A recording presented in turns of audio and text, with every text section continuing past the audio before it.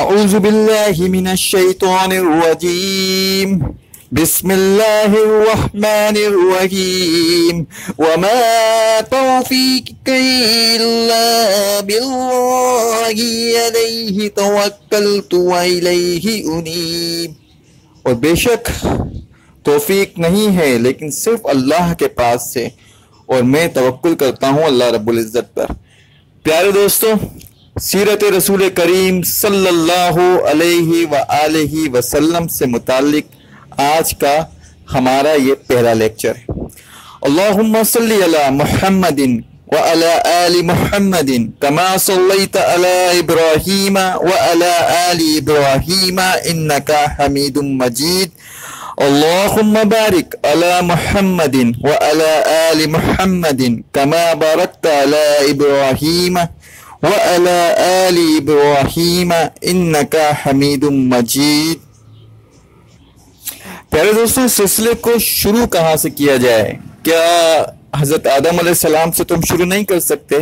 کیونکہ آپ جانتے ہیں کہ ایک طویل موضوع ہو جائے گا اور یہ کئی سالوں پر محیط ہو جائے گا، لیکن رسول کریم صلی اللہ علیہ وآلہ وسلم کی ذات اطہر سے متعلق گفتگو کرنے سے پہلے ہمیں اس واقعات اور حالات کا پتہ ہونا چاہیے جو عرب میں موجود تھے۔ تو آئیے ہم عرب سے ہی شروع کرتے ہیں۔ عرب کی وجہ تسمیہ، عربیوں کو یا عرب کہلاتے کیوں تھے، اس کی وجہ تسمیہ، اس کے متعلق مختلف رائے ہیں۔ اہل لغت کہتے ہیں کہ عرب اور اعراب کے معنی فصاحت اور زبان آوری کے ہیں، فصاحت، بلاغت، زبان آوری، اور چونکہ اہل عرب کو اپنی زبان آوری کے سامنے تمام دنیا کو ہی سمجھتے تھے، اس لیے انہوں نے اپنے آپ کو عرب اور دنیا کی باقی تمام اقوام کو عجم کہنا شروع کر دیا۔ اچھا جی، ویسے عرب کے معنی سامی زبان میں دشت و صحرا کے بھی ہیں۔ چونکہ عرب کا بڑا حصہ دشت و صحرا ہے، اس لیے تمام ملک کو عرب کہا جانے لگا، لیکن پہلی وجہ زیادہ برابر محسوس ہوتی ہے۔ اچھا، عرب کے اقوام و قبائل، مورخین عرب نے اقوام و قبائل عرب کو 3 حصوں پر منقسم کیا ہے۔ عرب بائدہ یعنی عرب کے قدیم ترین قبائل جو اسلام سے بہت پہلے فنا ہو چکے تھے۔ عرب عربہ بنو قحطان، اور جو عرب کے بائدہ کے بعد عرب کے اصلی باشندے تھے اور جن کا اصل مسکن ملک یمن تھا۔ عرب مستعربہ یعنی کہ بنو اسماعیل، یعنی حضرت اسماعیل علیہ السلام کی اولاد جو حجاز میں آباد تھی۔ اچھا، یہ ضرور ہے کہ حضرت اسماعیل علیہ السلام کی اولاد حجاز میں آباد تھی، لیکن حضرت ابراہیم علیہ السلام آپ کو یہاں چھوڑ کے گئے تھے۔ یہ حضرت ابراہیم علیہ السلام کا وطن نہیں تھا۔ حضرت ابراہیم علیہ السلام اللہ کے حکم سے اپنے صاحبزادے حضرت اسماعیل علیہ السلام اور اپنی اہلیہ کو لے کر اس مکے تشریف لائے، اور یہاں پر آپ نے ان کو چھوڑ دیا اور جانے لگے۔ جب وہ جانے لگے تو آپ کی اہلیہ اب ظاہر ایک آب و گیا جگہ جہاں پہ نہ پانی ہے، نہ درخت ہے، نہ کھانے کا انتظام ہے، نہ پینے کا انتظام ہے، آپ جانے لگے تو آپ ان کے پیچھے بھاگیں، دوڑیں کہ آپ ہمیں کہاں چھوڑ کے جا رہے ہیں۔ حضرت ابراہیم علیہ السلام نے سکوت فرمایا، جواب نہیں دیا۔ تو کچھ فاصلے کے بعد انہوں نے کہا، اچھا آپ یہ تو بتا دیجئے کہ آپ ہم سے ناراضگی کی وجہ سے ہمیں چھوڑ کے جا رہے ہیں یا پھر یہ اللہ کے حکم سے ہے؟ اس پر حضرت ابراہیم علیہ السلام نے اللہ کے حکم سے جواب دیا کہ یہ میں اللہ کے حکم سے کیا جا رہا ہوں۔ تو حضرت ابراہیم علیہ السلام کی اہلیہ کا اس وقت جواب تھا، حسبنا اللہ و نعم الوکیل۔ واہ، کیا جملہ ہے یہ، اور کیا اس کے معنی ہے کہ ہمیں اللہ کافی ہے جو بہترین کارساز ہے۔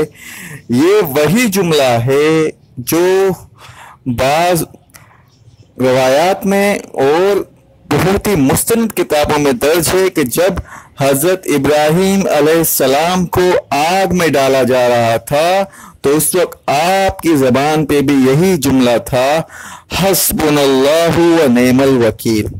اور اگر ہم اور آگے اس کی بات کریں تو جنگ احد کے موقع پر جب مسلمان اور مسلمان مدینہ और क्या नाम उसका कुरैश के दरमियान जंग हो रही थी, दूसरी लड़ाई। तो एक पहाड़ की चोटी पर हजरत मोहम्मद मुस्तफ़ा सल्लल्लाहु अलैहि वसल्लम ने सहाबा कराम के एक दस्ते को तैनात कर दिया था, तीरंदाजों को, और कहा था वो कुछ भी हो जाए वो अपनी जगह ना छोड़े। हजरत खालिद बिन वलीद रज़ी अल्लाह तआला अन्हु उस वक्त तक इस्लाम नहीं लाए थे। बज़ाहिर पहले हमले में तो मुसलमानों उनको खदेड़ दिया था, उनको पीछे की तरफ वो भागने लगे थे, लेकिन हजरत खालिद बिन वलीद ने ये देखा कि वो चोटी खाली हो गई है जहां मुसलमान तीरंदाज मौजूद थे, तो आपने पहाड़ के पीछे से आकर हमला कर दिया मुसलमानों पर। उस वक्त मुसलमान अब जब ये यहां से हमला हुआ तो जो कुफ्फार भाग रहे थे उन्होंने भी पलट के हमला कर दिया। अब मुसलमान दो तरफा हमले में पिस गए। तो उस वक्त भी मुसलमान सहाबा कराम की जबान पर यही जुमला आया, हस्बुनल्लाहु व निअमल वकील। और निहायत ही दुख की बात, अम्मा आयशा रजी अल्लाह ताला अन्हा पर जब एक बदनामी करने की कोशिश की गई या आप पर एक बहतान तराशी की गई, जिसका अल्लाह पाक ने जवाब दिया, आपकी असमत का बयान किया कुरान पाक में, उस वक्त भी जब आप रज़ी अल्लाह ताला अन्हा, अम्मा आयशा रज़ी अल्लाह ताला अन्हा को इस बात की, इस तोहमत की पहली बार खबर मिली, तो आपकी ज़बान अतर पर भी यही जवाब आया, हस्बुनल्लाहु व निअमल वकील। तो मेरे भाइयों, ये जुमला बहुत कीमती है। तो कोई भी परेशानी है, दुनियावी परेशानी है, रिस्क की परेशानी है, नौकरी की परेशानी है, दुश्मनी की परेशानी है, तो इस जुमले को पढ़ा जाए, हस्बुनल्लाहु व निअमल वकील। क्योंकि जिसने ये पढ़ा, तारीख में आप देखेंगे जिस मौके पर जिसने ये जुमले को पढ़ा, अल्लाह पाक ने कारसाजी से, अपने अमल से, अपने कुदरत से उसकी परेशानी को दूर फरमा दिया और उस पर रहम वाला, आसानी वाला मामला फरमाया। खैर, बीबी हाजरा इसके बाद अपने बेटे के पास, हजरत इस्माइल अलैहिस्सलाम के पास वापस आ गई। आपके पास थोड़ा सा सत्तू और कुछ चने मौजूद थे और एक मशकीज़ा पानी था। ये आपका कुल तोशा था जो इस वक्त आपके पास मौजूद था हजरत इब्राहिम अलैहिस्सलाम के चले जाने के बाद। बीबी हाजरा उस वक्त जब शाम घेरी होने लगी, शाम छाने लगी, तो आस पास से दरिंदों की आवाज़ें बुलंद होना शुरू की। ज़ाहिर आबो गया मकाम है, दूर दूर तक आबादी नहीं है, जानवर वहाँ मौजूद हैं। उस वक्त बीबी हाजरा ने एक लकड़ी, मतलब एक डंडा कह लीजिए, एक स्टिक कह लीजिए, को उठाया और अपने बेटे के पास आके खड़ी हो गई। और उस वक्त आपने बावाज़े बुलंद ये फरमाया कि यहाँ कोई इंसान नहीं है, तो दरिंदों ये जान लो कि मैं अल्लाह के खलील हज़रत इब्राहिम अलैहिस्सलाम की एहलिया हूँ और इस्माइल की वालदा हूँ। आपके ये अल्फाज बुलंद हुए तो चारों तरफ से जो एक शोर मौजूद था वो ख़त्म हो गया और वहाँ पे जो जानवर मौजूद थे उन्होंने खामोशी इख्तियार कर ली, ऐसा रिवायतों में लिखा हुआ है। बहरहाल दोस्तों, मशकीज़े का पानी ख़त्म हो जाता है। जब मशकीज़े का पानी ख़त्म हुआ, हज़रत इस्माइल अलैहिस्सलाम प्यासे हैं, प्यास की शिद्दत है। अब बीबी हाजरा अलैहिस्सलाम ने दौड़ना शुरू किया सफ़ा और मरवा के दरमियान। कभी सफ़ा को जाती, फिर वहाँ से पलट के मरवा को जाती, मरवा से फिर सफ़ा को जाती। इस तरह ये कुछ 7 चक्कर लगाए।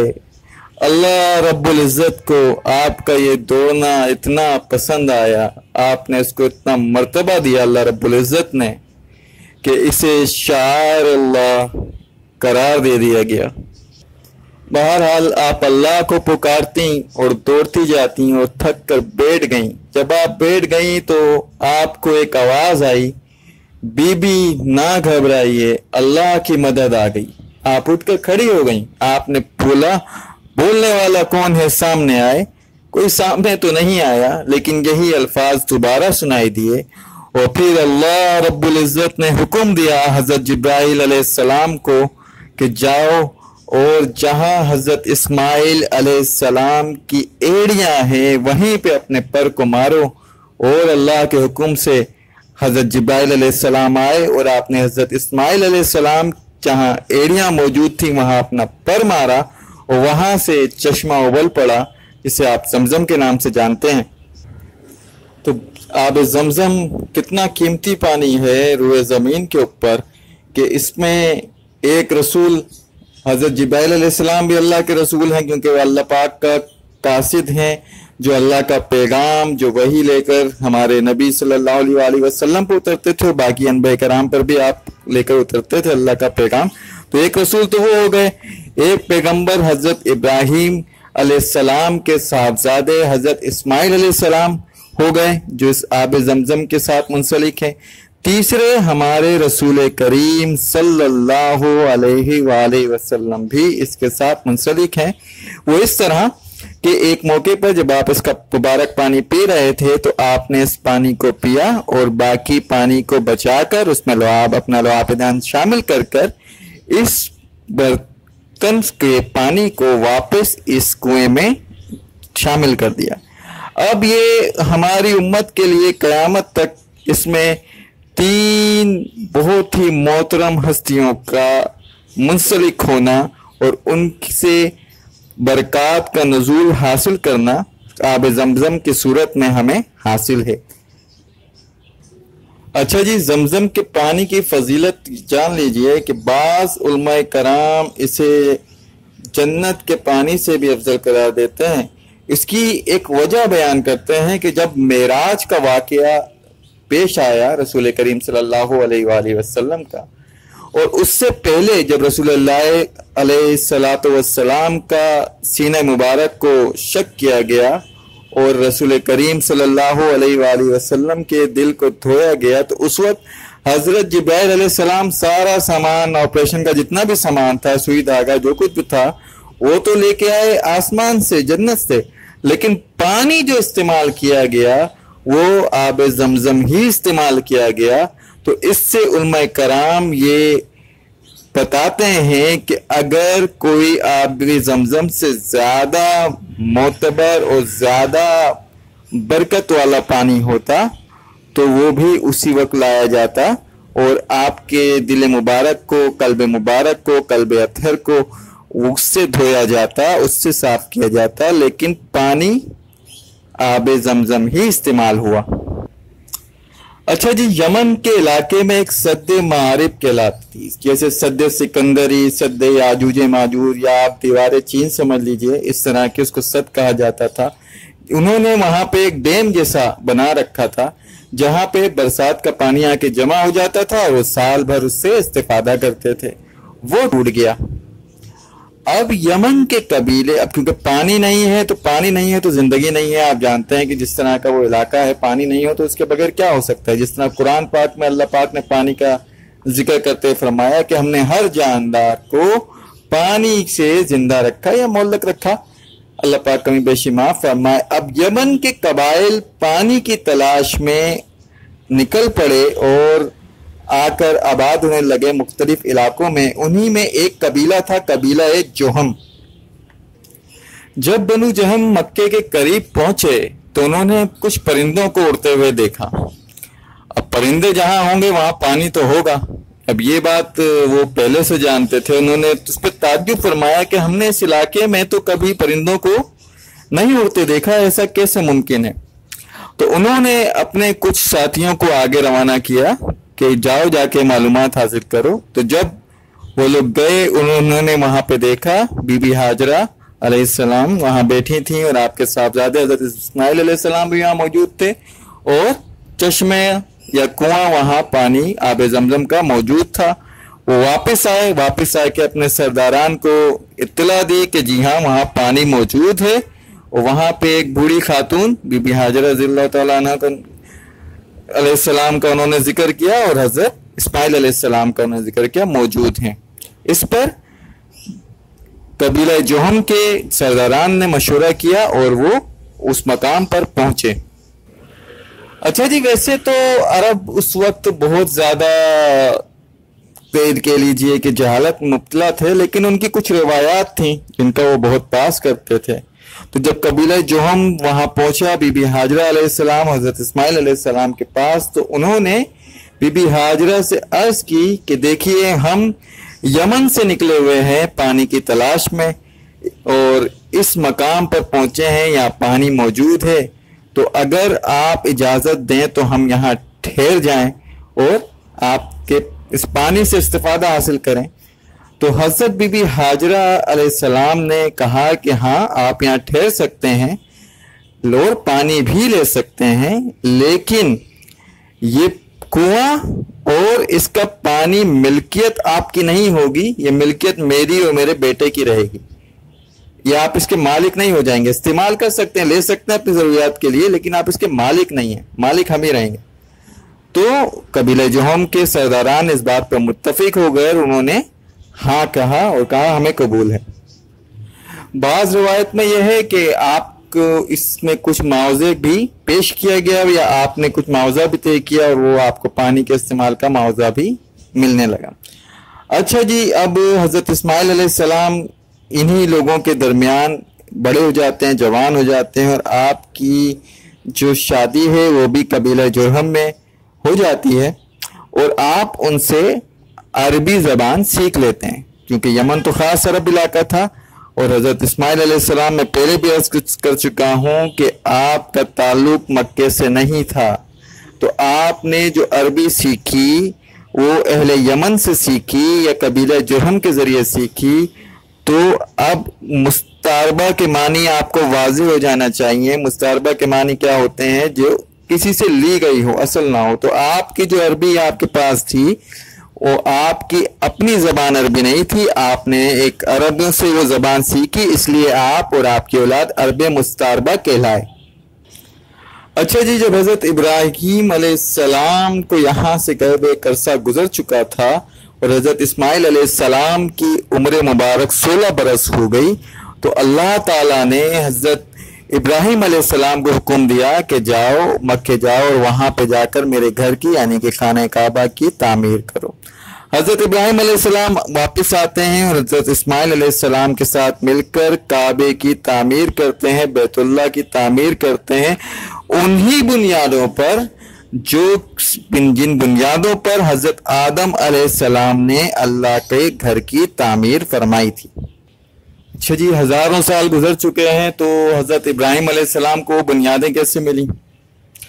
اس کے بارے میں روایت یہ ہے کہ اللہ رب العزت سے حضرت ابراہیم علیہ السلام نے عرض کیا، یا اللہ کریم، میں بیت اللہ تو تعمیر کر دوں، لیکن مجھے اس کی بنیادوں کا نہیں پتا کہ اس کا طول کتنا ہے، اس کا عرض کتنا ہے، اس کا پھیلاؤ کتنا ہے، تو اس کی کیا ترکیب ہوگی؟ تو اللہ رب العزت نے فرمایا کہ ہم ایک بادل کا ٹکڑا وہاں بھیج دیں گے، اس بادل کے ٹکڑے کا جہاں جہاں جیسے جیسے سایہ ہوگا آپ نے اس پر ایک نشان لگا لینا ہے، اس سائے کے باہر وہ کعبے میں شامل نہیں کریں گے، بیت اللہ میں آپ شامل نہیں کریں گے، لیکن اس سائے کے اندر جو جگہ ہے اس کے جو کنارے ہیں انہی پر آپ اپنی بنیاد کو بنائیں گے اور انہی پہ بیت اللہ کی آپ تعمیر کریں گے۔ اچھا جی، اب حضرت ابراہیم علیہ السلام نے نشان لگا لیے اس بادل کے ٹکڑے کے کنارے پر جہاں جہاں وہ موجود تھے، اور جب آپ نے اس کو کھدائی کی بنیاد ڈالنے کے لیے تو آپ کو حضرت آدم علیہ السلام کی ڈالی ہوئی بنیادیں وہاں پہ مل گئیں۔ اس طرح کعبۃ اللہ کی دوبارہ تعمیر ہوئی۔ اچھا جی، اب مقام ابراہیم کو جان لیتے ہیں۔ جب دیواریں اونچی ہو گئیں تو بیت اللہ کعبۃ اللہ کی دیواریں اونچی ہو گئیں، تو اب ظاہر ہے کہ کوئی سامان تو نہیں تھا، سیڑھی تو نہیں تھی کہ حضرت ابراہیم علیہ السلام اوپر اس میں چڑھ جاتے، یا پھٹے بنے ہوتے کہ ان کو باندھ کے وہ اوپر کر دیتے۔ آپ تو اپنے تئی وہ کام کر رہے تھے، اب آپ کو پریشانی لاحق ہوئی کہ اوپر میں کس طرح دیوار مزید تعمیر کروں، تو اللہ رب العزت نے ایک پتھر کو آپ کے تابع کر دیا، آپ کے حکم کے تابع کر دیا، آپ اس پتھر پہ کھڑے ہو گئے، جب آپ اوپر ہونا چاہتے تو وہ اوپر ہو جاتے، اس پتھر کو حکم دیتے، اور جب آپ نیچے ہونا چاہتے تو پتھر آپ کو نیچے لے آتا۔ یہ اللہ رب العزت کی شان ہے کہ وہ اپنے پتھر کو یہاں حضرت ابراہیم علیہ السلام کے لیے تابع کر دیا، اور اسی طرح हजरत दाऊद अलैहिस्सलाम के लिए भी पत्थरों को ताबे कर दिया था। उम्मीद है कि आप इस बात को जानते हैं। अच्छा जी, ये वही पत्थर है, इस पर आपका कदम मुबारक छप गया या नक्श हो गया, जो मकाम इब्राहिम कहलाता है। अच्छा, आप जो लोग वहां गए हैं वो देखते हैं कि वो बड़ा गहरा नजर आता है, तो ऐसा नहीं है, इतना गहराई इसमें नहीं थी, खाली एक पांव का नक्श था, पैर का नक्श था। ये हमारे हाथ फेरने की वजह से और हमारे चूमने की वजह से और इस तरह उससे अपनी अकीदत का इजहार करने की वजह से थोड़ा वो गहराई उसकी ज्यादा हो गई है। तो इस पत्थर को मकाम इब्राहिम कहते हैं। अच्छा जी, ये मकाम इब्राहिम जो या वो पत्थर जो इस वक्त जहां मौजूद है, पहले यहां मौजूद नहीं था। मकाम इब्राहिम, क्योंकि वो तो काबे की जो हदबंदी हो रही थी, जो दीवारें बन रही थी, हजरत इब्राहिम अलैहिस्सलाम तो वहां इस पत्थर को इस्तेमाल कर रहे थे ना, तो ये तो दीवारों के बिल्कुल साथ मुहित था, ये यहां मौजूद नहीं था। अच्छा, वैसे आप काबतुल्लाह के दरवाजे के साथ अगर देखें जहां बुनियादें, तो छोटे छोटे कुछ आपको पत्थर नजर आएंगे, कुछ बुनियादें, कुछ तरतीब आपको नजर आएंगे। ये असल में वो मकाम है, ये जो मैंने अभी आपसे सामने अर्ज किया, जहां रसूल करीम सल्लल्लाहु अलैहि वआलिहि वसल्लम को हजरत जिब्राइल अलैहिस्सलाम ने नमाजें पढ़ाई थी, अव्वल वक्त में 5 और 5 आखिर वक्त में। तो ये तो वो मकाम है। अच्छा, जब एक मर्तबा सैलाब आ गया, बहुत बड़ा सैलाब आया, तो वो मकाम इब्राहिम के पत्थर को वहां से अपनी जगह पे जहां था वहां से उसको बहाकर एक दूसरी जगह ले गया जहां वो अब मौजूद है। तो साहबे कराम इकट्ठे हुए, साहबे कराम ने कहा कि भाई इसे अब वापस उस मकाम पर पहुंचा देना चाहिए जहां ये था, या इसको यहीं रहने दिया जाए। अब उसमें ये राय आपस में तय हुआ कि भाई अगर हमने इसको इस जगह से हटाया, मतलब वापस पहले वाली जगह पे ले गए, तो हो सकता है बाद में कोई आने वालों में इसको कोई वापस उसको इधर ले जाए कि नहीं, इसको इसी जगह होना चाहिए जहां अल्लाह पाक ने पहुंचा दिया था। तो राय, और फिर सहूलत भी थी कि हाजियों को वहां तवाफ करने के दरमियान पत्थर बीच में ना एक तरफ मौजूद हो, क्योंकि उस वक्त तो छोटा सा मजमा होता था ना जी। उस वक्त कोई लाखों में जिस तरह अब लोग मौजूद हैं, उस वक्त तो नहीं आके उस तरह तवाफ होता था, ना उतनी जगह मौजूद थी। तो उस जमाने के लिहाज से उसको सोचा गया। लेकिन आप हैरत में पड़ जाएंगे कि इसमें भी अल्लाह रब्बुल इज्जत की क्या हिकमत मौजूद थी। रिवायत में है कि जिस मकाम पर अब मकाम इब्राहिम मौजूद है, ये वो मकाम है जहां हजरत इब्राहिम अलैहिस्सलाम दीवार की तामीर करने के बाद, इस पत्थर से उतरने के बाद इस मकाम पर आकर दीवार को देखा करते थे कि दीवार सीधी है या नहीं, कुछ टेढ़पन तो इसमें नहीं आ गया। अब आप देखें, उस जमाने में वो आलात तो नहीं थे जो अभी आपके पास आलात मौजूद हैं, जो मिस्त्री के पास मौजूद होते हैं, वो टेढ़ापन वो सब चेक कर लेता है। उस जमाने में वो नहीं थे। तो आप उस पत्थर से उतरते थे और इस मकाम पे आते थे जहां मकाम इब्राहिम मौजूद है, मतलब वो पत्थर जहां मौजूद है, इसे कुरान पाक में मुसल्ला करार दिया गया, वो आकर उसको देखा करते थे। तो उन दोनों को एक ही जगह अल्लाह रब्बुल इज्जत की हिकमत से एक जगह आ गया, तो वो मकाम इब्राहिम कहलाता है। इसी तरह जी मुता मुबारक, क्या मुता मुबारक वो जगह है जहां पर, अब तो उसको सही कर दिया गया, लेकिन पहले वो जगह थोड़ी सी नीचे थी, बाकी हिस्से के हिसाब से वो जगह नीचे थी। तो वो मकाम था जहां पर हजरत इब्राहिम अलैहिस्सलाम ने काबतुल्लाह की दीवारों को तामीर करते हुए मट्टी का गारा बनाया था, यानी कि पत्थरों को जोड़ने के लिए जो मट्टी इस्तेमाल करते थे, जो गारा इस्तेमाल करते थे, वो उस मकाम की तैयार किया करते थे उसको। अच्छा जी, काबतुल्लाह या बैतुल्लाह, अल्लाह का घर तामीर हो गया, तो फिर अल्लाह रब्बुल इज्जत ने हजरत इब्राहिम अलैहिस्सलाम को हुक्म दिया कि निदा दो, आवाज दो, लोगों को हज के लिए पुकारो। अच्छा, कुछ रिवायत में है कि हजरत इब्राहिम अलैहिस्सलाम ने मकाम इब्राहिम का वो जो पत्थर जो था उस पे ही खड़े होकर निदा दी, और कुछ रिवायात में ये लिखा हुआ है कि एक पहले पहाड़ है, सबसे पहला पहाड़ जो है ये अबू कबीस नामी पहाड़ है। ये देखें, अब अल्लाह की शान देखें कि बैतुल्लाह दुनिया का सबसे पहला घर था, और अबू कबीस वो पहाड़ है जो दुनिया में सबसे पहले जिसको जमीन पर रखा गया वो पहाड़ का नाम अबू कुबैस है। अब उसे महलात वगैरह बन गए हैं लेकिन उसका वजूद मौजूद है। अच्छा जी, एक रिवायत में ये भी है कि आप अरफात गए और वहां पे किसी पहाड़ पर खड़े होकर आपने निदा दी, आवाज दी, और इस तरह अल्लाह रब्बुल इज्जत ने आपकी आवाज को तमाम दुनिया में पहुंचा दिया और लोग हज के लिए पहुंचने लगे। अच्छा जी, ये इस खाने काबा की तामीर के बाद हजरत इब्राहिम अलैहिस्सलाम वापस तशरीफ ले गए और हजरत इस्माइल अलैहिस्सलाम वहाँ रहे, आपकी वहाँ पर आल बढ़ी, आपकी औलाद बनी। और इस इलाके में, इस एरिया में जहाँ आप रहे, ये वाहिद इलाका था खित्ते में जहाँ पर सिर्फ और सिर्फ तौहीद यानी कि दीन इलाही की अल्लाह ताला की इबादत हुआ करती थी। यानी यहाँ जो सब लोग मौजूद थे वो सब के सब मिल्लत इब्राहिम पर मौजूद थे, मिल्लत इब्राहिम में कहलाते थे। अच्छा, मिल्लत इब्राहिम या दीन इब्राहिम एक ऐसा दीन है कि उस खित्ते में रहने वाले या यहूद और नसारा दोनों भी ये दावा करते थे। यानी कि यहूद दावा करते थे कि हम दीन इब्राहिम पे हैं या मिल्लत इब्राहिम है, ईसाई ये दावा करते थे कि वो मिल्लत इब्राहिम है, दीन इब्राहिम पे हैं। यहाँ तक के मुशरिकीन मक्का भी ये दावा किया करते थे कि वो दीन इब्राहिम में मौजूद है, दीन इब्राहिम पर कायम है। यहाँ तक कि अल्लाह रब्बुल इज्जत ने कुरान पाक में ये इरशाद फरमाया कि इब्राहिम अलैहिस्सलाम ना यहूद थे, ना वो नसरानी थे यानी कि ना वो ईसाई थे, बल्कि वो अल्लाह रब्बुल इज्जत के बताए हुए दीन पर थे और ना ही वो मुशरिकीन में से थे। तो फिर सोचने वाली बात है कि जब सब मिल्लत इब्राहिम पर मौजूद थे, मतलब वहां पे उस वक्त सब तौहीद परस्त थे, तो ये बुत परस्ती कहाँ से इसमें दाखिल हो गई? अच्छा जी, इसका जवाब यह है कि वहां पर एक सरदार था, मक्के का बहुत बड़ा सरदार, अमर बिन लवी। अमर इब्न लवी ये वो सरदार था जो हाजियों को आब जमजम वगैरह पिलाया करता था जब वो लोग वहाँ हज करने आते थे। और सिर्फ आब जमजम नहीं, उसमें वो शहद डालकर उनको पिलाया करता था।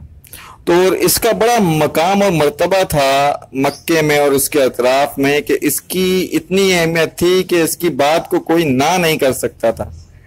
तो ये बड़ा समझ लीजिए मोअज़्ज़िज़ और बहुत बड़ा किस्म का सरदार था, जिसे आप कह लें कि चीफ ऑफ ऑल ट्राइब था। तो बड़ी इसकी अहमियत थी और बड़ा इसका मर्तबा था उस दौरान। अच्छा जी, तो ये अमर इब्न लोही जो है ये साहब तिजारत के लिए शाम जाते हैं। अब शाम में इन्हें कौमे अमालका मिलती है।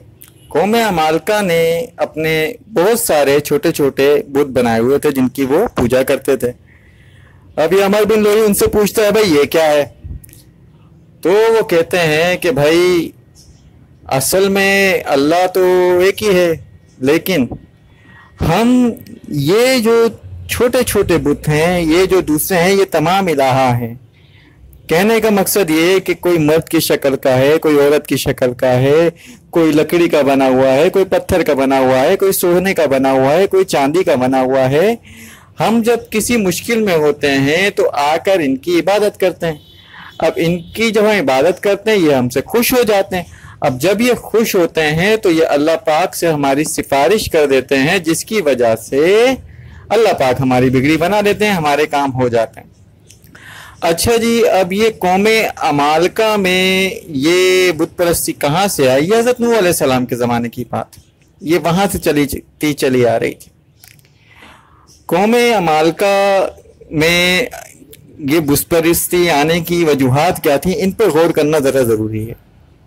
होता यह था कि जब इनमें कोई ऐसा बंदा परहेजगार, मुत्तकी, कोई बुजुर्ग, जो ऐसा बंदा जिसकी माशरे में दीनी लिहाज से कोई इज्जत होती थी, कोई शराफत की दलील जिसे समझा जाता था, इसकी दुआएं कबूल हुआ करती थी, मुस्तजाबुद दुआत होता था, अगर उसका इंतकाल हो जाता, वो दुनिया से चला जाता, तो अब ये लोग जो हैं उसकी एक छवि बना लेते, एक तस्वीर बना लेते। फिर तस्वीर बनाते बनाते फिर वो क्या नाम उसका बुत बनाने पे आ गए, उसकी शक्ल, उसकी छवि। अब पहले उसकी पूजा नहीं होती थी, ये बिल्कुल लोगों के जहन में एक फतूर सी बात है कि वो शुरू से ही उनकी पूजा नहीं करते थे। पहले वो پہلے وہ اس کو کیا نام اس کا پاس آتے تھے اور اس کے پاس آ کے دعا کرتے تھے اور جی طرح طرح سے اس کو صاف صفائی کرتے تھے. پھر آہستہ آہستہ یہ عقیدت ان کی کہ اس کے پاس آنے سے دعا قبول ہوتی ہے وہ بت پرستی میں داخل ہو گئی. مطلب دیکھیں نا، سب سے پہلے کیا ہوا جی، اس کی جو فوٹو بنائی، شکل بنائی اور اس کو محبت سے عقیدت سے اپنے گھر میں رکھ لیا. جیسے ہمارے گھروں میں ہمارے والدین کی تصویریں موجود ہوتی ہیں. پھر ہمیں کبھی برسی کے موقع پر یا اس کے دوسرے موقع پر ہم اس پہ ہار چڑھا دیتے ہیں. اچھا جی، کچھ لوگ جو زیادہ عقیدت رکھتے ہیں وہ روز ہی نیا ہار چڑھاتے ہیں اپنے باپ کی، اپنی والدہ کی فوٹو پر. یہ کام وہ بھی کیا کرتے تھے. کرتے کرتے پھر وہ اس سے 2 قدم آگے چلے گئے، تصویر سے بڑھا کے پھر انہوں نے بت کھڑے کر دیے. تو یہ اچانک نہیں ہوا، یہ آہستہ ہی آہستہ یہ معاشرے میں ظہور پذیر ہوتا ہے. تو عمر بن لوئی جو تھا وہ ان باتوں سے بڑا متاثر ہوا اور اس نے کہا اچھا جی پھر تو مجھے بھی یہی کرنا چاہیے، مجھے بھی 1-2 بت دو تاکہ میں اسے لے جاؤں، خانہ کعبہ میں رکھوں مکہ میں اور ہم بھی اس کی عبادت کریں. تو سب سے پہلا جو بت عمر بن لوئی لے کے آیا وہ تھا حبل. اس بت کا نام حبل تھا. اچھا جی، حبل کو مکے والوں کے سامنے پیش کیا گیا. بولا بھائی پہلے تو یہ صرف خالی گھر تھا نا، اب گھر کے ساتھ ساتھ میں گھر کا مالک کو بھی لے آیا ہوں، یعنی کہ گھر کے نعوذ باللہ خدا کو لے آیا ہوں. تو حبل کو اب تم اس کی پوجا کرو گے اور اس کی پرستش کرو گے. تو مکے میں کیونکہ اس کا اثر و رسوخ بہت زیادہ تھا، لوگ اس کی بات کو بہت مانتے تھے، تو جی انہوں نے اس بت کی پوجا شروع کر دی. اب آہستہ آہستہ جب دوسرے قبائل کو خبر ملی تو ہر قبیلے نے اپنا بت بنانا شروع کر دیا. تو ہر قبیلے کا اپنا ایک بت تھا. لیکن یہ بت بنانے کی بھی ایک شرط تھی بھیا. بت بنانے کی جو شرط تھی وہ شرط یہ تھی کہ مٹی جو ہے وہ وہیں کی استعمال ہوگی، مطلب کعبے کی اور اس کی مٹی استعمال ہوگی. اس سے بت تراشے جائیں گے تو ان کی کوئی ویلیو ہوگی، وہ اتھینٹک ہوں گے. دنیا بھر کی مٹی سے بننے والے کسی بت کی کوئی اتھینٹسٹی نہیں ہے، کوئی وہ اس کی اہمیت نہیں ہے. اب یہ سب کیا تھا کہ اس پہ اپنی اجارہ داری قائم کر سکے. تو یہ کام اس کے ذہن میں آ گئے تھے. اس کے بارے میں حضرت محمد مصطفیٰ صلی اللہ علیہ وآلہ وسلم کا ارشاد پاک ہے کہ مکے میں سب سے پہلے، مطلب سرزمین مکہ میں سب سے پہلے اللہ کے دین میں تحریف کرنے والا عمر بن لوی ہے. اور رسول کریم صلی اللہ علیہ وآلہ وسلم نے یہ بھی ارشاد فرمایا کہ مجھے دکھایا گیا ہے کہ وہ اپنی آنتوں کو زمین میں گھسیٹتا ہوا جہنم میں چل رہا ہے، جہنم کی آگ میں چل رہا ہے. بہرحال تو یہ بات طے ہو گئی کہ جو بھی بت بنے گا قبر کے مٹکے کی مٹی سے، مکے کے پتھر سے بنے گا اور خانہ کعبہ کے اطراف سے. اب ہر قبیلے کے ساتھ اس نے یہ بھی آرڈر، عمر بن لوی نے یہ بھی آرڈر جاری کیا کہ ہر قبیلہ اپنا ایک بت تو رکھے گا اپنے قبیلے میں، اپنے ایک بت کو لا کر جو اس کا مطلب بنائے گا بت کا، اور اس کا ایک دوسرا جو ساتھی بنائے گا بالکل ہو بہو، وہ لا کے وہ خانہ کعبہ میں رکھے گا. تو اس کے بت کو ہم یہ شرط دیں گے کہ اس کا جو بت ہے، اس کا جو خدا ہے، وہ خانہ کعبہ میں اس کو جگہ ملی ہوئی ہے. اچھا، اس میں ایک بات اور بھی تھی. جب قریش کی جنگ ہو جاتی اس قبیلے سے یا اس سے، تو وہ اس کا خدا بھی نکال کے خانہ کعبہ سے باہر کر دیتے تھے. اچھا جی، اسی طرح جو ہمارے یہود تھے اور نصارہ تھے، یہ بھی یہاں کے رہائشی نہیں تھے، یہ بھی ملک شام سے آئے تھے ہجرت کر کے. مدینہ کا نام اس وقت یثرب تھا، اس کے اطراف میں آباد ہو گئے تھے. یہودیوں کے 3 بہت بڑے قبائل تھے جن کے نام ہے بنو قریظہ، بنو کیکا. اچھا، اسی طرح بنو نذیر بھی ان میں ایک بڑا قبیلہ تھا. قبائل تو اور بھی تھے لیکن یہ 3 قبیلے جو تھے وہ بڑے قبیلے یہودیوں کے موجود تھے وہاں. اسی طرح یمن سے کچھ اور لوگ نکلے، ان میں ایک رئیس تھا. اس نے خواب میں دیکھا کہ یمن میں کچھ اوباش، یعنی کہ اوباش آپ لوگ سمجھتے ہوں گے، لوگوں کی حکومت قائم ہو گئی ہے. تو یہ بھی وہاں سے نکلا اور ہجرت کی. ان لوگوں نے عراق میں ایک علاقہ ہے حیرہ کے علاقے میں جا کے انہوں نے سکون اختیار کی. وہاں اس کا ایک بیٹا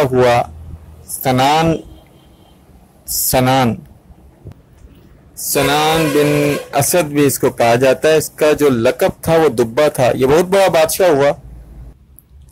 अच्छा जी, ये जो दुब्बा बादशाह बना, ये बहुत सी जंगें लड़ी इसने, बड़ी फतवाहत इन्होंने हासिल किए दुब्बा साहब ने। और फिर ये मदीना मुनव्वरा, जिसका उस वक्त नाम यसरब था, उसके अतराफ में भी वहाँ से गुजरे। तो वहाँ पे क्योंकि उलमाए कराम यहूदियों के वहाँ मौजूद थे और उसका बड़ा शोहरा था, बड़ी शोहरत थी, तो वो मुतासिर हुआ उनसे और उन्होंने दुब्बा ने अपने एक बेटे को यहाँ छोड़ा और उससे कहा कि तुम यहाँ रुको, कुछ इल्म फ़नून सीखो, कुछ इल्म सीखो यहाँ पे रहकर इन आलिमों के साथ। अब हुआ ये कि कुछ अरसे के बाद उसके बेटे को कत्ल कर दिया गया। जब दुब्बा के बेटे को कत्ल कर दिया, अब ये वजाहत नहीं है कि किसने कत्ल किया तारीख की किताबों में, तो दुब्बा को बड़ा गुस्सा आया भाई, और दुब्बा साहब अपने लाओ लश्कर लेके उन्होंने मदीने पर हमला कर दिया, यानी कि यसरब पर उस वक्त के हमला कर दिया।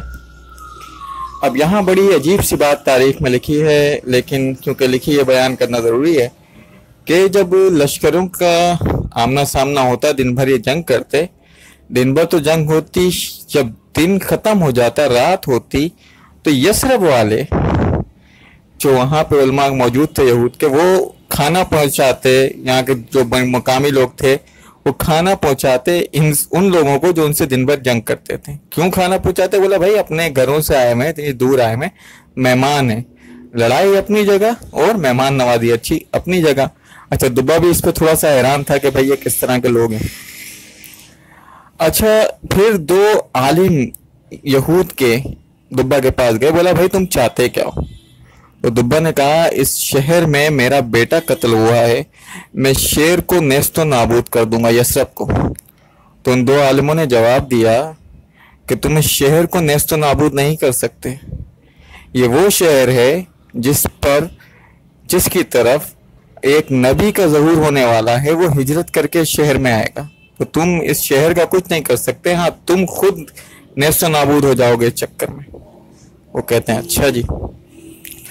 अब वो कहता है ठीक है, वो बाज आता है अपनी बात से और वो कहता है कि भाई आप दोनों मेरे साथ चलें और मेरे इलाके में भी कुछ इल्म लोगों तक पहुँचाएं, लोगों को बहरामंद करें, इल्म को फ़रोग दें मेरे इलाके में भी। तो उन दोनों के साथ जाने लगता है। अच्छा जी, दुब्बा साहब जब सफ़र करते करते मक्के के इलाके से थोड़ा सा करीब पहुँचे तो बनु हुज़ैर एक कबीला था, उस कबीले के कुछ लोग इसके पास आए, दुब्बा के पास मिलने की ख्वाहिश जाहिर की। दुब्बा ने बुलवाया, दुब्बा उसके सब ये सामने पहुंचे तो दुब्बा को उन्होंने कहा कि क्या तुम चाहते हो कि हम तुम्हें दिलवाएं सोना, चांदी और मोतियों के ढेर, सिक्कों के, तलाई सिक्कों के ढेर? तो उसने, दुब्बा ने जवाब दिया क्यों नहीं चाहता, कौन नहीं चाहता?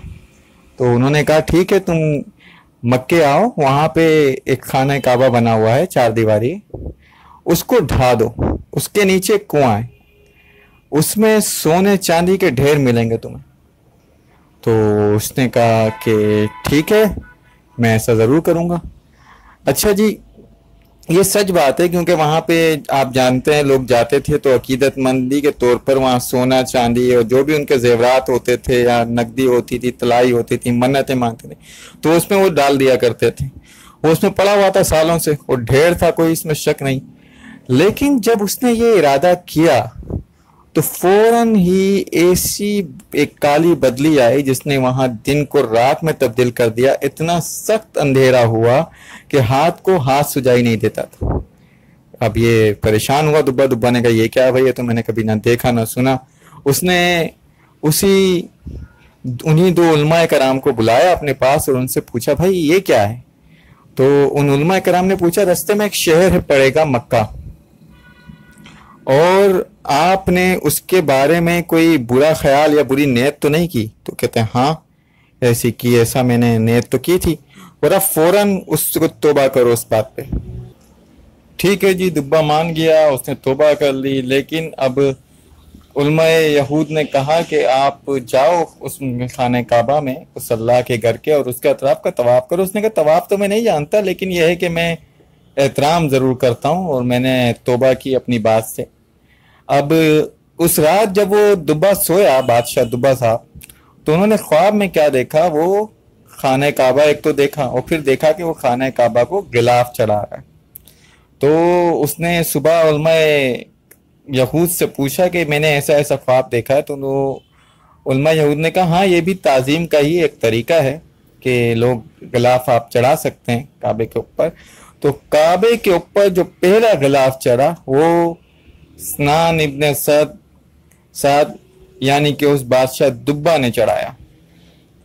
اچھا جی، اس پہلے غلاف کے بعد کعبے اللہ پر غلاف پہ غلاف چڑھتے رہے، غلاف پہ غلاف چڑھتے رہے، یہاں تک کہ لوگوں کو یہ اندیشہ پیدا ہو گیا، وہاں کے مقامی لوگوں کو، کہ ایسا نہ ہو کہ ان غلاف کے وزن سے ہی، کیونکہ اتنے سارے غلاف پیدر پہ ان پہ چڑھتے گئے، کعبے کی دیوار کو نقصان پہنچے۔ تو بہرحال پھر فیصلہ یہ کیا گیا کہ ایک وقت میں ایک ہی غلاف رہے گا، اور بہرحال باقی غلاف اتار دیے گئے، اور جو سب سے اوپر غلاف تھا اس کو باقی رہنے دیا گیا۔ اس طرح یہ طبا دونوں علماء کرام کو لے کر، علماء یہود کو لے کر اپنے شہر یمن چلا گیا۔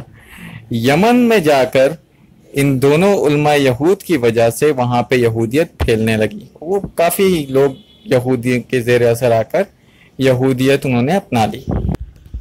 اسی طرح نجران کے علاقے میں عیسائی یعنی کہ نصارہ تھے، اور ان کی وہاں پر سکہ چلتا تھا، اور کیسر روم وہ بھی عیسائی تھا، نصرانی تھا۔ اس وقت دنیا میں دو سپر پاور ہوا کرتی تھیں، ایک روم جس کا جو فرمانروا تھا وہ کیسر روم کہلاتا تھا، اور دوسرے تھے فارس جس کا اپنا ہم نام لیتے ہیں ایران۔ تو یہ اس وقت کی دو سپر پاور ہوا کرتی تھیں۔ اچھا، اس زمانے میں ایک اور بادشاہ تھا، ابو نواز بادشاہ ہوا، جس نے خندقیں کھودیں اور اس وقت کی مسلم امہ یعنی کہ یہود کو ان خندقوں میں جھونک دیا اور جلا دیا ان کو زندہ، اور ان سے کہا گیا کہ یا تو مجھے خدا مانو ورنہ مرنے کے لیے تیار ہو جاؤ، اور انکار کرنے کی صورت میں اس نے ہزاروں لوگوں کی ایک بہت بڑی تعداد کو زندہ آگ میں جھونک دیا، خندقیں کھدوا کر ان میں لوگوں کو زندہ ڈلوا دیا۔ اچھا جی، ان سارے لوگوں میں سے جو اس نے جلایا ان میں ایک آدمی اوس وہ بچ گیا، اور وہ بچ گیا تو وہ بھاگ کر چھپتے چھپاتے ہراکل یا کیسر روم تک پہنچا۔ ہراکل نے اس نے جا کے کہا کہ یہ کیا بات ہوئی کہ لوگوں کو آگ میں ڈال دیا جائے، مار دیا جائے، اتنی بڑی تعداد کو، صرف اس لیے کہ وہ اللہ کو رب مانتی ہے، اس کو رب ماننے سے انکار کرتی ہے۔ تو پھر اس ہراکل یا کیسر روم جو لقب ہوتا تھا بادشاہ کا، نے نجاشی، کیونکہ وہ اس کے زیر تسلط آتا تھا، حبشہ کے بادشاہ کو نجاشی کہتے ہیں، اس کو اس نے حکم دیا کہ تم 70,000 کی فوج لے کر یہاں آؤ اور آ کر حملہ کرو اس پر جس نے اتنے لوگوں کو زندہ جلا دیا گیا یا جلا ڈالا ہے۔ اچھا جی، اس حبشہ کے بادشاہ کے دو گورنر تھے، فریاد اور ابرہا۔ اچھا، اس طرح ان کے اثر و رسوخ سے ان علاقوں میں کچھ نصرانیت بھی پھیل گئی، کچھ یہودیت بھی پھیل گئی، اور بت پرستی کی طرف تو میں نے آپ کو پورا اس بارے میں ڈیٹیل میں بتایا ہے کہ کس طرح یہ لوگ غالب ہوئے۔ تو یہ پوری طریقے سے مشرکین کا ایک گڑھ سا بن گیا تھا علاقہ۔ اچھا جی، گزرتے وقت دوران ان دونوں گورنروں اریاد اور ابرہا کے درمیان معاملات خراب ہوتے گئے، بالآخر نوبت جنگ کی صورت میں حال کے قریب ہو گئی، یا جنگ ان کے اوپر تقریباً واجب ہو گئی۔ دونوں اپنی اپنی فوجیں لے کے آ گئے، تو ان دونوں نے پھر آپس میں بات یہ کی کہ بھائی ایک ہی علاقے کے ہم لوگ ہیں، تم بھی ایک ہی بادشاہ کے گورنر، میں بھی اسی بادشاہ کا گورنر، اب تمہارے بھی جو لوگ ہیں، تمہارے ساتھ جو لوگ ہیں وہ بھی اسی علاقے کے ہیں، میرے ساتھ جو لوگ ہیں وہ بھی اسی علاقے کے ہیں، تو کیوں نہ اتنے سارے لوگوں کو، اگر تمہاری فوج غالب آتی ہے تو مرنے والے کون، میری فوج غالب آتی ہے تو بھی مرنے والے کون، تو کیوں نہ اتنے سارے لوگوں کو مروانے سے اچھا ہے کہ ہم اور تم اکیلے اکیلے لڑ لیں۔ تو یہ بات طے پا گئی۔ اب دونوں نے اپنا جی نکل پڑے میدان جنگ میں۔ میدان جنگ میں جب دونوں نکلے تو اریاد نے بھرپور وار کیا، تو ابرہا نے اپنے آپ کو بچایا، لیکن اس کی ناک اس کے وار کے زد میں آ گئی اور اس کی ناک کٹ گئی۔ وہ پوری تاریخ میں وہ ابرہا نک کٹا کے نام سے مشہور ہوا۔ اچھا جی، پھر ابرہا نے جو اپنا بھرپور وار کیا تو اریاد جو تھا وہ اس میں کام میں آ گیا اور اریاد مارا گیا، اور اس طرح پوری فوج کے اوپر ابرہا کا कब्जा हो गया, यानी कि अबरहा बादशाह हो गया, वहां का हुक्मरान हो गया। अच्छा, अब यहाँ जब केसरे रोम को ये पता चला कि बोला भाई मैंने तो इसको हमला करने के लिए कहा था, ये आपस में ही लड़ मर रहे हैं, ये आपस में इसने मेरे गवर्नर को कत्ल कर दिया, रियाद को, और उसकी गवर्नरी पे भी इसने कब्जे कर लिया अबरहा ने। तो उसे बहुत गुस्सा आया हिरकल को या केसरे रोम को। उसने कसम खा ली कि मैं इतना बड़ा लश्कर लेकर जाऊंगा और मैं जाके उसको तख्त ताराश करूंगा, यमन के अंदर ही जाके अबरहा को मारूंगा और फिर उसके सर में बालों में मट्टी भरूंगा, मट्टी डालूंगा उसके बालों में। ये मतलब उस जमाने का एक गुस्से के तौर पे एक अलामत थी कि बालों में मट्टी डाली जाए या बेइज्जती की जाए। अच्छा, जब अबरहा को ये पता चला तो अबरहा बड़ा चालाक था। अबरहा ने क्या किया, सबसे पहले अपने सर के बाल उतरवा दिए और एक बर्तन में यमन की मट्टी और अपने बाल लेकर बादशाह को पास भेजा और बादशाह केसरे रोम से कहा कि भाई आप कसम खा चुके हैं कि मेरे बालों में मट्टी यमन की भर देंगे मेरे बालों को, तो दीजिए मट्टी भी हाजिर है और मेरे बाल भी हाजिर हैं और मैं आपका ताबेदार हूं, मुझ पे हमला क्यों करते हैं। अब यहाँ एक बड़ा जबरदस्त नुक्ता है, उसको समझने की जरूरत है कि बाल की ऐसी क्या अहमियत है वहां पे जो इतना बादशाह। अच्छा, केसर ये सुनकर बड़ा खुश हो गया, तो इससे क्या फर्क पड़ गया उसकी बात में। देखें, बाल अगर आप याद करें, जब आप उम्रा करते हैं या आप हज करते हैं तो अपने बाल को कटवाते हैं या तरशवाते हैं, खवातीन एक लट कटवाती हैं। यहाँ बाल कटाने से मुराद अपना सर दे देना है, यानी कि आपने सर झुका दिया अपना, ये वो मुराद दी जाती है जिसकी इतनी वक़्त है कि उम्रा भी आपका मुकम्मल नहीं होता और हज भी आपका मुकम्मल नहीं होता जब तक आप बाल नहीं तरशवाते। और बात है कि कुछ लोग पूरा नहीं तलवाते, कुछ लट लगवा देते हैं, लेकिन पूरा उतरवाते हैं आमतौर पे मज़हब। तो यहाँ ये बालों से मुराद वो है कि आपने सर अपना झुका दिया अल्लाह की तरफ। अच्छा, जब केसरे रोम खुश हो गया, मतलब मामला खत्म हो गया, तो उससे मजीद कुछ नोट थी उसकी हासिल करने के लिए अबरहा ने क्या किया, अबरहा ने अर्ज किया कि हजरत मक्के में एक काबा है जिसकी लोग हज करते हैं, जिसकी लोग ज़ियारत करते हैं, क्यों ना हम अपना एक काबा बनाएं। तो यमन में अबरहा ने एक काबा बनाया, उसका नाम था उरीस। अच्छा जी, बड़ा जबरदस्त उसने वहां पे तैयारी करके बड़ा खूबसूरत बनाया उसने, और फिर केसरे रोम से कहा कि ऐलान कर दें कि अब तो दुनिया भर में कि अब इसका हज किया जाए। अच्छा, ये ऐलान सुना तो वहां अरब में मतलब मक्के और ताइफ के दरमियान एक कबीला आबाद था, नसी। नसी का मतलब होता है पीछे कर देने वाला। अच्छा, इस कबीले की खासियत क्या थी, क्यों था कि उस जमाने में 4 ऐसे महीने होते थे जिसमें जंग हराम थी, रजब, ज़ीक़त, ज़िलहज और मुहर्रम। रजब अकेला है और बाकी ये तीनों एक साथ में आ रहे हैं, ज़ीक़त, ज़िलहज और मुहर्रम। अब अरबों में तो लड़ाई झगड़े की उनको तो आदत थी, उन्हें जंग करना और ये उनका महबूब मशगला हुआ करता था। तो उन्हें किसी कबीले पर जब हमला करना होता था तो वो इनसे राब्ता करते थे, नसी से। ये कहते थे कि ठीक है जी, हम मुहर्रम से पहले सफ़र ले आते हैं। तो ये क्या करते थे, ऐलान कर देते थे कि जिलहज के बाद सफ़र है, सफ़र के बाद मुहर्रम आएगा। तो इस तरह की वो लॉजिक पेश किया करते थे। बहरहाल इस वजह से पीछे कर देने के नाम की वजह से इनका नाम नसीब पड़ गया था। और ये काबे के बड़े मुजावर थे, काबे की बड़ी ताजीम किया करते थे, बड़ी मोहब्बत किया करते थे काबे से, तो ये इसलिए भी मशहूर थे नसी।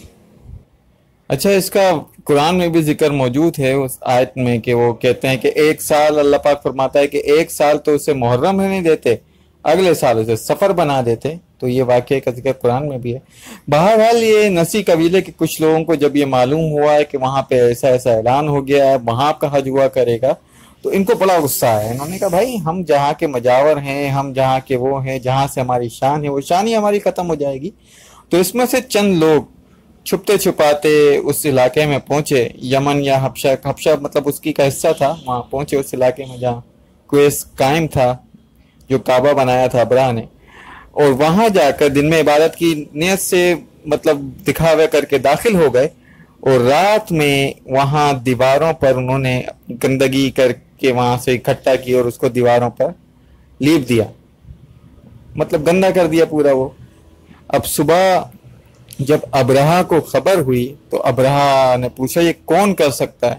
تو وہاں پہ جو اس کے درباری تھے انہوں نے کہا اور کون کرے گا، صاف سی بات ہے، آپ نے ایک کعبہ بنایا ہے، کعبہ تھا عرب قبائل کا، آپ نے یہاں ایک بنا لیا، تو یہ ان کے علاوہ اور کسی کا کام نہیں ہے، تو یہ عرب قبائل نے ہی کیا ہے۔ اچھا جی، تھوڑی تحقیق بھی کی گئی اور یہ بات ثابت ہو گئی کہ قبیلہ نسی جو مجاور ہیں، بنو نسی جو مجاور ہیں خانہ کعبہ کے، یہ ان کی حرکت ہے۔ ابرہہ نے کہا ٹھیک ہے جی، ایک بڑا لشکر تیار کرو، میں کعبہ جاؤں گا، مکہ جاؤں گا اور کعبے کو ڈھا دوں گا، جب میں کعبے کو ڈھا دوں گا، وہاں ختم کر دوں گا، تو پھر آہستہ آہستہ لوگ بھول جائیں گے کہ کون سا کعبہ ہوا کرتا تھا، کون سا وہاں کے احکامات تھے، کیا معاملات تھے، اور رفتہ رفتہ میرے ہی کعبہ جو میرا بنایا ہوا ہے اسی کی رونقیں بحال ہو جائیں گی، اور وہ اسی کو عزت و مقام حاصل ہو جائے گا جو اس وقت مکے کے کعبہ کو موجود ہے۔ یہ کہہ کر اس نے اپنا رکلاہ لشکر لے کے نکلا بھائی۔ اچھا جی، ابرہہ کے لشکر میں ہاتھی بھی تھے اور بہت سے ہاتھی تھے، لیکن ان میں جو سب سے بڑا ہاتھی تھا اس ہاتھی کا نام تھا محمود، اور اس محمود کو چلانے والے کا نام تھا حریث، جو اس کو کنٹرول کرتا تھا، ڈرائیور سمجھ لیں آپ، وہ حریث نام تھا اس کا۔ اچھا جی، رستے میں ایک قبیلہ تھا، اس کا سردار تھا ذونفر۔ جب ذونفر کو یہ پتا چلا کہ یہ خانہ کعبہ کو گرانے جا رہا ہے بدبخت، تو اس نے خانہ کعبہ کی تعظیم کے لیے اور اس کی مدافعت کے لیے حملہ کر دیا ابرہہ پر، لیکن ظاہر ابرہہ کا بہت بڑا لشکر تھا، اس نے ذونفر کو شکست دی اور اسے اپنا قیدی بنا لیا۔ اچھا جی، اب یہ جب رستے سے گزر رہا تھا تو طائف کا شہر آیا۔ طائف کے لوگوں نے پہلے ہی سن سکے تھے اس جو ایک لشکر شکست دی تھی ابرہہ نے ذونفر کے، تو اس نے کہا کہ وہ اچھا خاصا مضبوط قبیلہ کو اس نے تحت کر دیا اور اس کے سردار کو قیدی بنا لیا، ہم کیوں اس سے جیت تو سکتے نہیں ہیں۔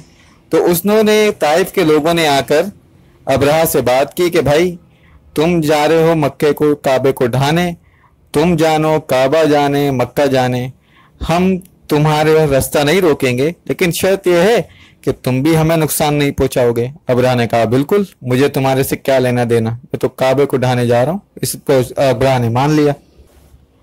اچھا جی، ابرہہ نے کہا لیکن ایسا نہ ہو کہ میں جا رہا ہوں اور تم پیچھے سے حملہ کر دو۔ تو انہوں نے ضمانت کے طور پر ابو رغال نامی ایک شخص کو حوالے کیا، بولا بھائی یہ ہم ضمانت کے طور پر تمہیں دے رہے ہیں، اور یہ صرف ضمانتی نہیں ہے، یہ تمہیں رستہ بھی بتائے گا کعبے کا۔ مطلب اس زمانے میں کوئی سڑک وغیرہ کا تو انتظام نہیں تھا، لوگ ادھر ہی سفر کیا کرتے تھے، اور اگر راستہ معلوم نہیں ہو تو 2 دن کا راستہ 10ویں دن میں طے کیا جاتا تھا۔ بہرحال یہ راستے میں لے کے گیا اور راستے کے دوران ہی یہ ابو رغال مر گیا۔ اچھا، اس میں کچھ تھوڑی سی چال بھی تھی کہ وہ چاہتے یہ تھے کہ یہ غلط راستہ بتا دے ابو رغال، لیکن ابو رغال کے دل میں لالچ آ گئی اور وہ صحیح راستے پہ ان کو لے کے چلا گیا۔ تو ابو رغال کی جو قبر ہے وہ مشہور تھی عرب میں، کیونکہ وہاں پہ لوگ آ کے اس کی قبر پر جوتے مارا کرتے تھے کہ وہ شخص ہے جس نے اپنے قبیلے سے بھی غداری کی، اپنے دین سے بھی غداری کی۔ تو ابو رغال کو مرنے کے بعد بھی جوتے اور کنکر مارے جاتے تھے اس کی قبر پہ۔ اب مکے پہنچنے کے بعد ابرہہ نے وہاں پہ اپنے سپاہیوں کو حکم دیا جو کچھ ملے اس پہ قبضہ کر دو، مال و عیشی جو ملے چھین لو، تاکہ اہل مکہ پر ہیبت طاری کرنی تھی، ڈرانا تھا۔ اب اسی چھینا جپٹی میں 200 اونٹ حضرت عبد المطلب کے، جو رسول کریم صلی اللہ علیہ وآلہ وسلم کے دادا تھے، وہ بھی پکڑ لیے گئے۔ اب جب حضرت ابو مطلب کو پتہ چلا تو آپ پہنچے اس کے لشکر میں ابرہہ کے، تو وہاں انہوں نے دیکھا کہ ذونفر موجود ہے، وہی جو قید کر لیا تھا جسے۔ اس نے کہا کہ تمہاری کچھ واقفیت ہے؟ تو ذونفر نے کہا کہ اگر میری واقفیت ہوتی تو کیا میں یہاں قید میں موجود ہوتا، لیکن ہاں اتنا ہے کہ کہا کہ جو ہاتھی چلاتا ہے سب سے بڑا محمود چلاتا ہے، محمود کو چلاتا ہے، جس پہ ابرہہ کا ہوج ہوتا ہے 19 سائز، میں اس سے تمہاری سفارش کرنے کو کہتا ہوں، حالانکہ میں یہاں قید میں ہوں لیکن اس دوران اس سے اچھی بات چیت ہو گئی۔ تو چنانچہ ابو فضل نے اس نے کہا حنیس کو کہ بھائی یہ مکے کے سردار ہیں عبد المطلب اور یہ ملنا چاہتے ہیں۔ अबरहा से, तो उनैस ने जाके दरबार में अर्ज किया। अच्छा, ये बड़ी अजीब सी बात आपको लग रही होगी कि एक हाथी चलाने वाला का इतनी अहमियत क्यों थी। उसकी अहमियत इसलिए थी क्योंकि वो बादशाह का हाथी चलाता था और बादशाह के सबसे करीब होता था, तो कुछ सलाम दुआ कुछ बातचीत बादशाह से हो ही जाती होगी, इसलिए वो थोड़ी उसकी अहमियत थी दरबार में। अच्छा जी, जब अबरहा के दरबार में रसूल करीम सल्लल्लाहु अलैहि वसल्लम के दादा जनाब अब्दुल मुत्तलिब दाखिल हुए तो अबरहा पर ऐसा रोब पड़ा उनका, ऐसा रोब उसके दिल में आ गया, क्योंकि बड़े वजीह आदमी थे हज़रत अब्दुल मुत्तलिब, बड़े खूबसूरत थे कि ये क्या, कितना खूबसूरत आदमी, कितना वजीह आदमी, कितना बड़ा सरदार है। बड़ा उसके दिल में रोब आ गया कि उसने एक बारी ये भी सोचा कि वो अपने बराबर के तख्त पे बिठा ले, लेकिन उसने कहा इससे बात नहीं बनेगी। बहरहाल खुद तख्त से उतरा और जाके इस्तकबाल किया अब्दुल मुत्तलिब का, और फिर खुद उनके साथ खुद भी नीचे बैठ गया और पूछा भाई खाल हवाल पूछे। तो अब्दुल मुत्तलिब ने कहा कि भाई ऐसी कोई बड़ी बात नहीं है, मेरे 200 ऊँट पकड़ लिए हैं तुम्हारे लश्कर वालों ने, उन्हें छोड़ दो। अब ये सुनकर अबरहा हंसने लगा और जब वजह पूछी हंसने की, बोला अब्दुल मुत्तलिब जब तुम इस खेमे में दाखिल हुए थे तो तुम्हारे लिए मेरे दिल में इतनी इज्जत थी और इतना मकाम था, मगर तुमने ऊँटों की बात की तो मेरे दिल से तुम्हारे वो मकाम वो इज्जत खत्म हो गई। क्योंकि तुम सरदार मक्का हो, तुम्हें तो चाहिए था कि मुझसे आके मुज़ाकरात करते या मुझसे माफ़ी मांगते कि मैं खाने काबा को ना डहराऊं, उसको ना मुनहदिम करूं। तुम अपने ऊँटों की बात करके तुम मेरी नज़र में काफ़ी छोटे हो गए। जो मकाम मर्तबा मैंने तुम्हें पहले दिया, मैं उस पर हैरान हूँ। अब्दुल मुत्तलिब ने बड़े गौर से अबरहा को देखा और कहा कि मैं ऊँटों का मालिक हूँ, इसलिए मैंने आकर ऊँटों की बात की। उस घर का भी कोई मालिक है जिसे तुम मुनहदिम करने आए हो, उसकी हिफाजत वो रब करेगा जिसका वो घर है। घर वाला अपनी हिफाजत खुद करेगा, उसके बारे में मैं क्यों जंग करूं, क्योंकि मैं जानता हूं मैं तुमसे मुकाबला नहीं कर सकता। तुम बहुत बड़ा लाहौर लश्कर लेके आए हो, फिर मुकाबला करने की जरूरत नहीं है। जिसका घर है वो अपने घर की खुद हिफाजत करेगा। ऊँट मेरे हैं, उनके लिए मैं आया हूं। तो अबरहा ने कहा ठीक है जी, इनके ऊँट इनके हवाले कर दिए जाएं, और ऊँट लेकर हज़रत अब्दुल मुत्तलिब जो थे वो चले गए। जाते जाते अबरहा ने उन्हें कहा ठीक है तुम जा रहे हो, लेकिन ये बात मेरी मामला ये पहुंचा दो कुरैश को कि हम किसी के साथ जंग करने नहीं आए, हम सिर्फ काबतुल्लाह को गिराने आए हैं। अगर वो इस दौरान मज़ाहमत नहीं करते तो हम किसी के साथ जंग नहीं करेंगे, हमारा काम सिर्फ काबे को गिराना है यहाँ। ठीक है जी, अब्दुल मुत्तलिब आए कुरैश में, वहां पे जाके उन्होंने ऐलान किया कि कुरैश वालों, अहले कुरैश पहाड़ों पे चढ़ जाओ, हम इनसे जंग करने की ताकत नहीं रखते और अपने रब से दुआ करो। अब खुद वो मुल्तजिम पे आए और आकर उन्होंने दुआ की खाने काबा का गिलाफ पकड़ कर कि ए अल्लाह, तू जानता है कि हम आजिज हैं, तेरे घर की हिफाजत नहीं कर सकते, तू खुद अपने घर की हिफाजत फरमा। काफी दुआ करके वो चले गए। अब यहाँ जी अबरहा ने महमूद को तैयार किया, बोला हुक्म दिया, बोला भाई चलो ले जाओ और काबे को ढाओ।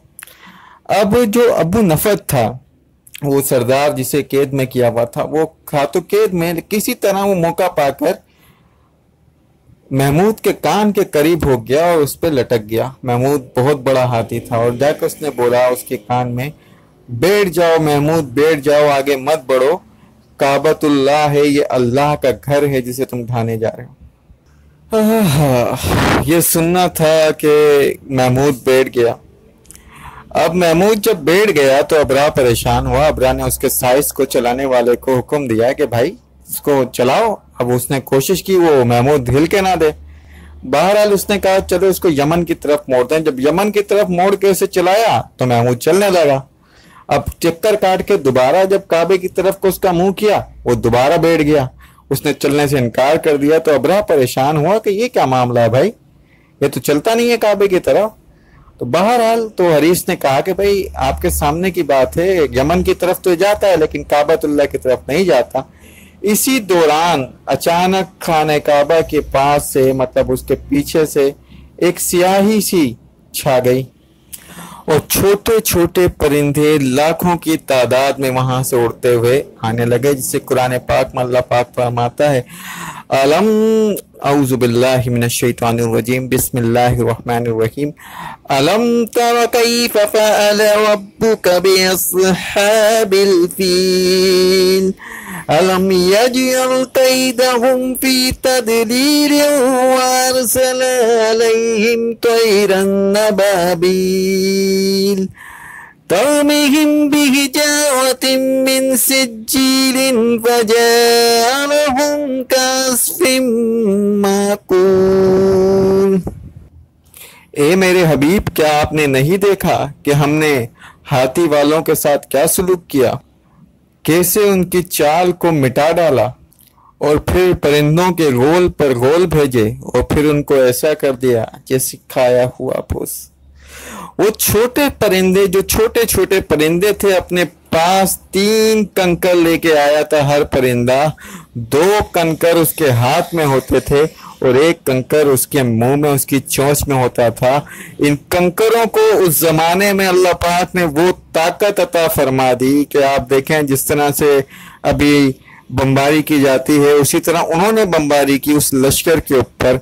उनको वो ताकत थी। वो कहते हैं कि जब वो कंकर जिस भी जीरू के ऊपर गिरता था तो वो रुकता नहीं था। अगर सर पे गिरा तो सर पे गिरते गिरते वो बरसता पैर वो बाहर निकल जाता था रास्ते में, कहीं वो रुकता नहीं था कंकर। उनके गोश्त जो थे वो गल गल के जमीन पर गिरते रहे। बहरहाल ये वो साल था जिस साल रसूल करीम हजरत मोहम्मद मुस्तफ़ा सल्लल्लाहु अलैहि वसल्लम दुनिया में तशरीफ लाए। और क्योंकि अरब के पास कोई कैलेंडर तो था नहीं, कोई तारीखें वगैरह, तो उनको याद करने के लिए वो क्या करते थे, किसी बड़े बड़े हवादिस को, मतलब बड़े बड़े जो वाकयात होते थे उसको वो बुनियाद बनाते थे कि फला वाक़े के इतने साल बाद या फला वाक़े से इतने साल पहले के मामला, तो इस तरह अपना कैलेंडर चलाते थे। ठीक है जी, यहाँ तक हमने अपने पहले लेक्चर में अहवाल अरब जो थे वो आपके सामने बयान कर दिए। अब रसूल करीम सल्लल्लाहु अलैहि वसल्लम की पैदाइश का मरहला आ गया, इसको हम अपने नेक्स्ट लेक्चर में इंशाअल्लाह कवर करेंगे। अल्लाह पाक मेरी और आपकी सबकी मग़फ़िरत फरमाए और हमारे वालिदैन की बख्शिश फरमाए। अल्लाहुम्मा सल्ली अला मुहम्मदिन व अला आलि मुहम्मदिन अदद मा फी इल्मिल्लाहि सलातन दाइमतुन बिदवामि मुल्किल्लाह। अस्सलामु अलैकुम व रहमतुल्लाहि व बरकातुहू।